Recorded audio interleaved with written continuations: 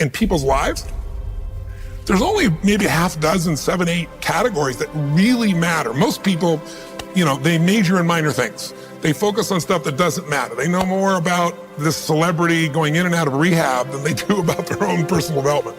But I look at and say, if you look at your body, without that, everything else is out the door. You don't want to be richest man in the graveyard. That's not going to do it. If there is energy, if there's vitality, if there's strength, it's going to show up in your relationship. It's going to show up in your business, show up in your life. That's an area you got to master. You can't dabble. It's too important. Emotions are everything. I mean, you got a ton of money, you got everybody loves you, and your primary emotions are pissed off and frustrated, then your life's pissed off and frustrated. It doesn't matter if you got $1 billion or 1 million people loving you, your life is not great. Relationships, intimate relationships especially. It's where the most juice in life comes from. It's where the most pain comes from most people. It's worth mastering instead of dabbling. Really looking at what are you going to do with your time and mastering your time. Instead of having a checklist, you cross it all off. You can mistake movement for achievement. I want to squeeze out of that time what matters, that creates value for me and for everyone I care about and love. What about your career or your business and the mastery of that instead of dabbling? Most businesses are dabblers. That's why they don't make it. 96%, any 10-year period of time, 4% make it. That doesn't even mean they're profitable. And it does not mean they're enjoying themselves, all right? Or they're getting anybody else to feel good. Really mastering money so that it's not a question in your life. You can do and be and give and share as much as you want. You're not stressed about it. You live in a place of abundance. And then spiritually, really, I think, I don't tell people what to believe spiritually, but I believe that ultimately, whatever you believe, you got to live it. And it should lead to growing and giving. If you're growing, you feel alive. If you're giving, you feel 10 times more alive. And I think if someone can celebrate and give, then that's spiritual state. So to me, those are the areas I look at mastering. Business, for sure, but it's the areas of life that matter most. And most of where we spend our time doesn't make people feel fulfilled. That's why the average person is not fit and healthy. The average person is not in a relationship where they have tremendous passion. I'm not a dummy. I'm not a positive thinker. I know the truth. The average person is not successful in business. The average person is not earning what they want to earn. But you know what? Very few people have those things, but a few do. A few are happy, fulfilled, spiritually alive, financially strong, their business is growing, they have passionate love affairs, and I'm obsessed with finding the few who do and find out what they do different and teaching to everybody. Everyone's going to measure themselves differently because everyone values things differently. Some people value success or significance. Some people value love more. Some value just basic levels of certainty. So when I look at the specific metrics, I really look at metrics of what are the things that need to be measured to know if your life is going to work or not. So I look at it as our whole lives are guided moment to moment by the state we're in. Learning how to change your state, not bullshit, not fake, but to go from pissed off, frustrated, freaked out to back in your center or creative or determined or something that's going to move you forward. It's going to create a better quality of life for you and others. That's a critical skill set. So moment to moment, our life's controlled by our states. Yep. If you're in an angry state, you're going to respond differently than if you're feeling playful. But what controls those states long-term is your model of the world, your worldview. And I look at that as having, as a metric, 3 things that I look at. I look to see first, what are the targets you're after? The target is, everyone has different goals and dreams and desires. But as I traveled around the world to 100 countries, I started going, holy shit, I'm seeing the same problems. What's underneath it? I began to see that there are these same 6 human needs that we all have, the same needs. We all have a need for certainty, that we can avoid pain and we can have some pleasure, some comfort. We all need uncertainty. We need variety or we feel dead inside. If you're totally certain, you're bored. If you have total variety, you're like freak out. And it's not a balance. It's learning which of these you need more as a person. Everyone's developed a different set of values in that area. The need for significance, to feel unique, special, important, the need to feel loved, the need to grow, and the need to contribute. Some people value certainty at the top of their list. That's their center of their target. I don't want to do anything unless I know it's going to work. I don't want to do anything unless it's the same. If you change anything, they freak out. If certainty is the number one thing on your list, everyone has the same needs, but if it's number one, I know how your life's going to be. I can predict the direction of your life and therefore the destination to some extent. If you're driven by love first, you want certainty too, but love is higher, you're going to behave very differently than if you're driven by significance. I have to be the one. So I look to see which of those needs are the top 2 on your list because they control your life. Yep. The 2 that most people have, 90% of the planet, if you said, of all these needs, which one do you really focus on most day to day? Everybody wants love. But what do you focus on? Most people focus on being significant. We live in a Facebook world where people fake their life, put new filters, make it look different than it really is, tell stories that, are totally full of it to make themselves look good. Because we live in this kind of false world where significance is more important than love. And it separates us. And the other one that we see most often is certainty. People want to be certain before they can do something. You couldn't have started a business like you had if you were absolutely certain before you started. You can never build a business with that.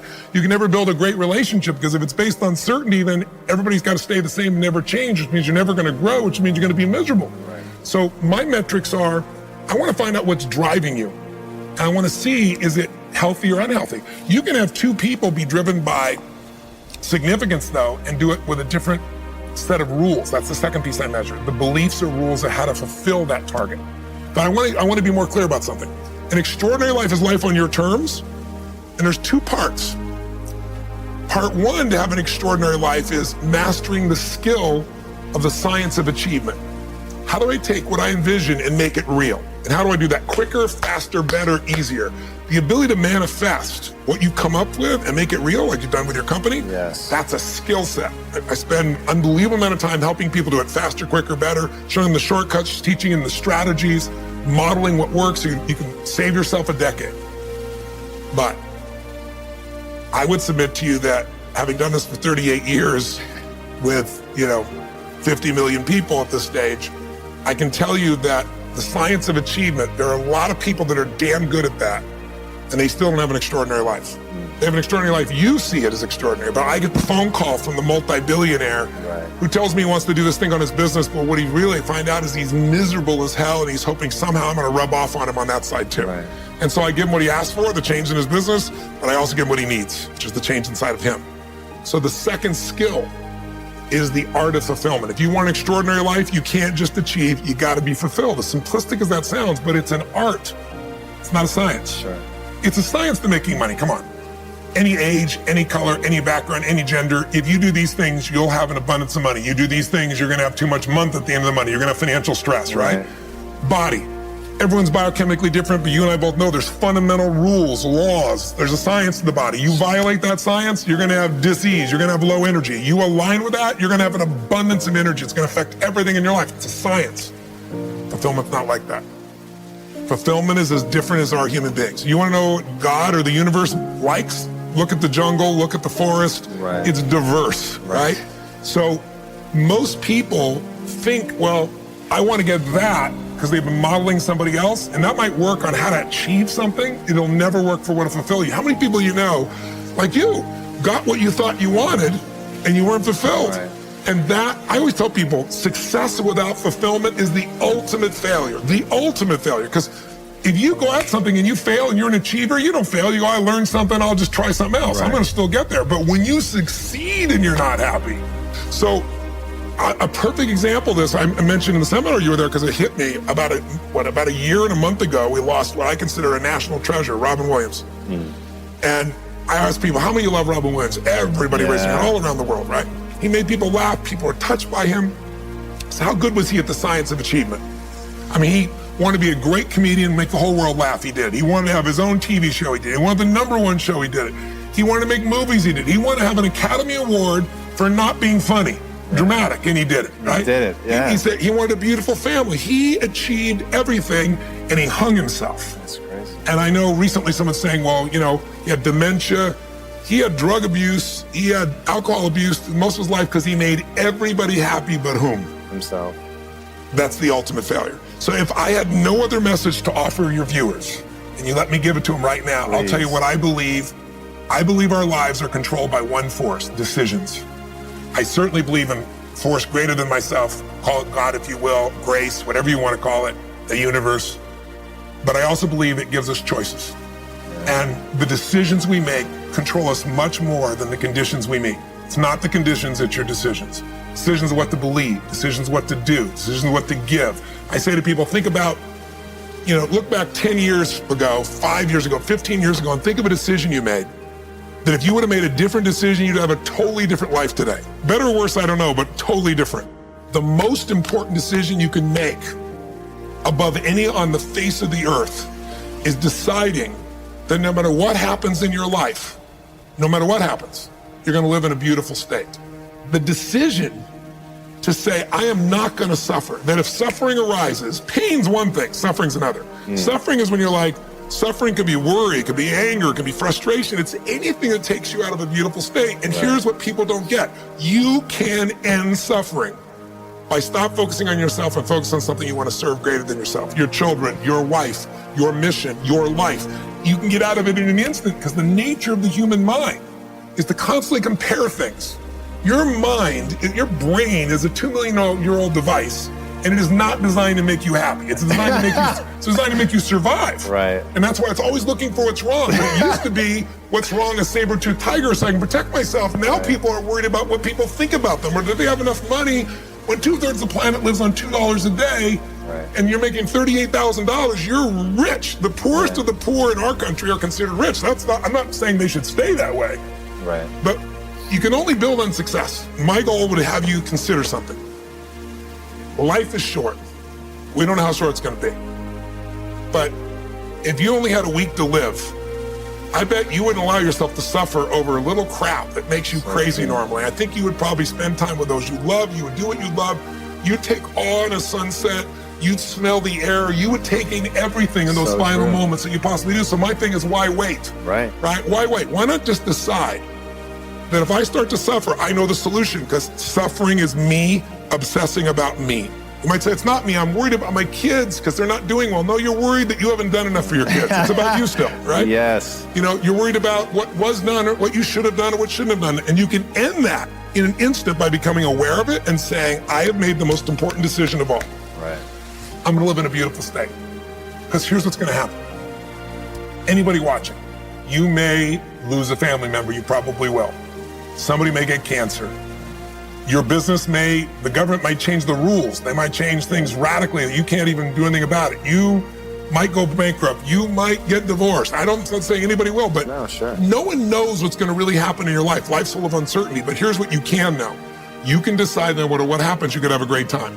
If somebody like Viktor Frankl can be locked up in Auschwitz and come out of that and experience finding joy in the middle of Auschwitz, then human beings have a capacity they've undersold themselves on. We think that the outside world determines how we feel. If people have to behave a certain way, if your husband or your wife or your kids or your coworkers or whoever, your boss, has to behave a certain way for you to be happy, and if they don't, you're unhappy, then you're always going to be unhappy, because the more people around you, the more they're going to change that, because they're all human, right?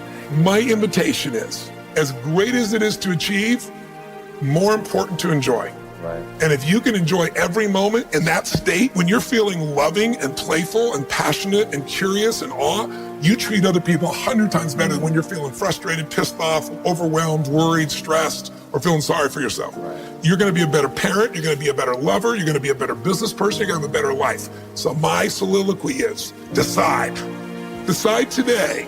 And actually say, what if I cut it off? What if I said, I'm not willing to settle and I'm just gonna live in a beautiful state? Doesn't mean you won't feel bad, it doesn't mean you won't stay there. You instantly change. Well, what the hell is success? It's hitting an expectation. And I always tell people, man, trade your expectations for appreciation, and it's a whole new world instantly. If you can appreciate this moment, if you can't find ecstasy in this moment, in a conversation with a friend and looking in your wife's eyes, being with your children,